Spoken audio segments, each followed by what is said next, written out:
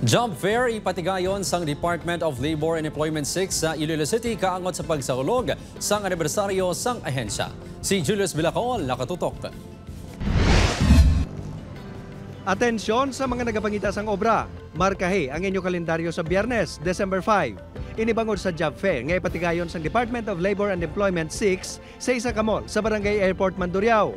Ini ang kaangot sa ika-92 nga anibersaryo sang ahensya nga natala na naman sa December 8. Sa karon mayara sa 58 ka mga employer nga magapasakop kag nagatanyag sang masobra 4,000 ka vacancies. So please visit the area and hopefully base isa ka mo sa mga hard on the spot on that day. Sa datos sang Doli 6, mayara na sang 293 nga nakapaidalon sa pre-registration. Magluwas sa trabaho, magapahamtang man sang booth ang napulo ka ahensya sang gobyerno nga magaserbi nga one-stop shop para sa nagakinahanglan sang assistance.